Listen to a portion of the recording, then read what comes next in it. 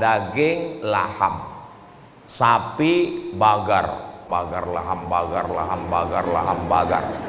Sampai di tengah jalan ada telepon, berhenti, lahamnya ingat, bagarnya lupa. Laham, laham, laham, laham, laham, laham. Sampai di toko ditanya sama yang punya toko, "Istibo, what do you want?" Sampean arang golek opo? Dia bilang laham. Kata yang jual, laham. Laham daging apa? Laham mo.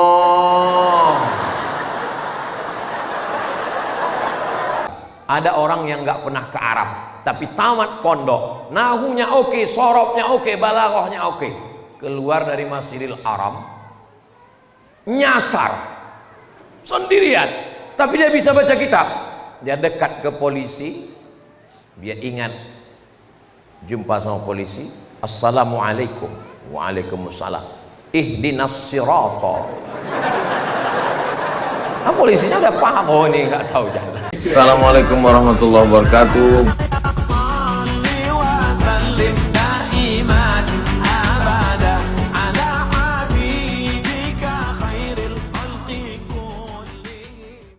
Man arafa lughata qaumin amina makrahum. Siapa yang paham bahasa suatu kaum akan aman dari tipu daya muslihat mereka.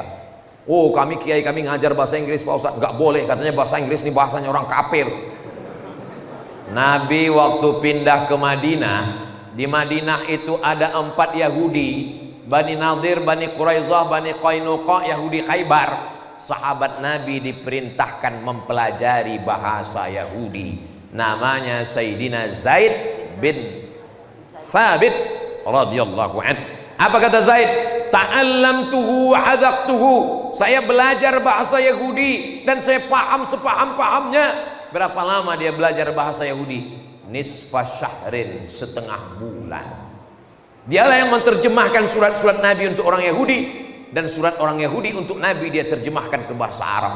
Berapa umur Zaid bin Sabit ketika Nabi meninggal? 18 tahun. Penerjemah Nabi luar biasa. Jadi kalau bahasa Yahudi saja yang udah jelas-jelas melawan Allah, melawan Rasul, bahasanya dipelajari, apalagi bahasa Inggris. Saya mau adik-adik belajar bahasa Mandarin. Nanti ceramah Ustaz Somad diterjemahkannya. Ayah, cincailah, kencong-kencong lah. Sehingga hidayah itu sampai.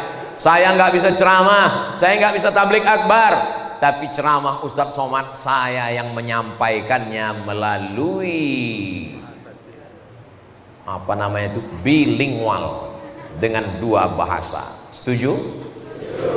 Jangan anti dengan bahasa asing. Bahasa Arab nggak usah cerita lagi di Sabilul Hasanah. Bahasa Arab mereka bukan sekedar bahasa Arab.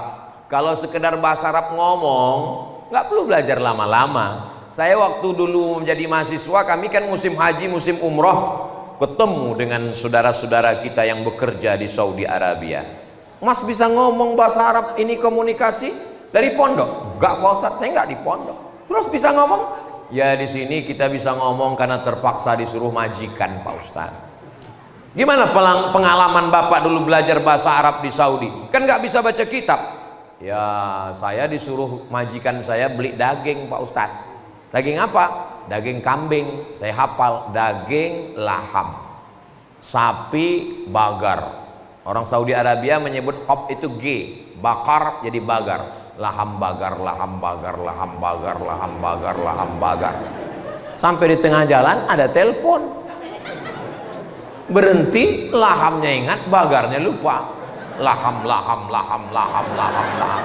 Sampai di toko ditanya sama yang punya toko, "Istibo, what do you want?" Sampean arang golek opo? Dia bilang laham. Kata yang jual, laham. Laham daging apa? Laham mo.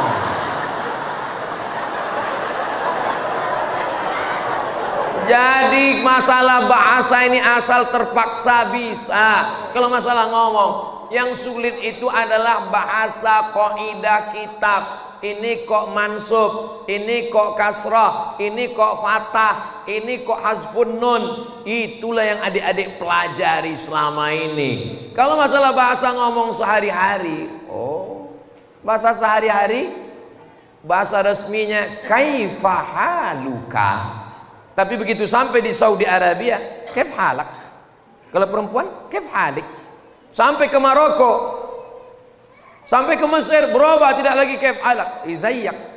Kalau perempuan, izayyik. Sampai ke Maroko, labas alik, kidir syuaya, syekh labas, red labas, kullu syai bi khair, tamam. Macam kumur-kumur aja dia. Sampai ke Irak, islona.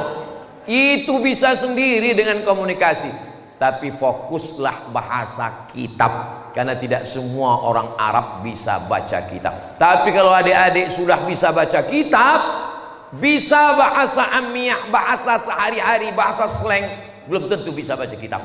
Tapi kalau sudah bisa baca kitab, selamat. Seluruh Arab dari Yaman sampai Maroko, kalian bisa, asal bisa baca kitab. Ada orang yang nggak pernah ke Arab, tapi tamat pondok, nahunya oke, sorobnya oke, balaghahnya oke. Keluar dari Masjidil Haram, nyasar sendirian, tapi dia bisa baca kitab. Dia dekat ke polisi, dia ingat jumpa sama polisi, assalamualaikum, waalaikumsalam, ihdinas sirata. Nah, polisinya udah paham, oh ini nggak tahu jalan. Kata polisinya, istiwa, kamu mau apa? Isfi, ada apa kamu? Minad dhalin. Saya termasuk orang-orang yang sesat ini, nggak dapat jalan. Ditunjukkan jalan ke hotel, tunjukkan kartu. Oh, kartu kamu di sana. Sampai di sana ditanya sama resepsionisnya, lantai berapa? Salasa raka'atin. Lantai 3. Jangan kamu anggap apa ini di pondok cuman baca kitab. Otaknya jalan, memahami kitab-kitab yang ditulis ulama zaman dulu. Kitab hadis yang dibacanya adalah kitab Muwatta yang ditulis oleh Imam Malik bin Anas, meninggal tahun 179 Hijrah. Sekarang sudah tahun 1444. Kitab Muwatta itu umurnya 1200 tahun. Bisa dibaca oleh santri pesantren Sabilul Hasanah. Allahu Akbar. Anak di pesantren membaca kitab Muwatta Imam Malik 1200 tahun, faham. Membaca kitab Sahih Al-Bukhari, Imam Bukhari meninggal tahun 256, umur kitab itu 1100 tahun, paham. Membaca Sahih Muslim, Imam Muslim meninggal tahun 261, umur kitab itu 1100 tahun, paham. Membaca kitab Ihya Ulumuddin, Imam Abu Hamid Al-Ghazali, Imam Ghazali meninggal 505, umur kitab itu 1000 tahun, paham. Membaca Al-Asbah wan Nazair, Imam Suyuti meninggal 911, kitab itu umurnya 500 tahun, faham. Pesantren hebat atau enggak hebat? Jadi yang selama ini kalau ditanya, kamu sekolah di mana? Kenapa enggak punya kepercayaan diri? Katakan, saya dari pesantren Sabilul Hasanah. Saya satu kamar waktu jadi dewan juri musabaqah tilawatil Quran dengan Pak Doktor dosen UIN. Pulang dari nguji, udah di hotel, nggak bisa tidur malam. Pak Doktor, Pak dosen nggak tidur malam, kenapa?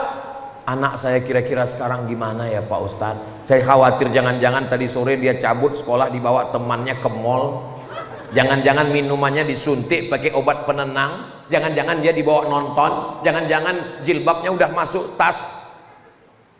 Tidak ada yang menenangkan orang tua zaman sekarang. Yang bisa menyelamatkan anak tinggal satu, pesantren. Maka yang sudah menyerahkan anaknya ke pesantren, alhamdulillah. Yang belum memasukkan anaknya ke pesantren, insya Allah 2023 anak masuk pesantren. Amin. Yang sudah saya kasih tahu enggak juga masuk anak ke pesantren, waspadalah. Game online, pinjol, seks online, oh macam-macam Nauzubillah. Nauzubillah.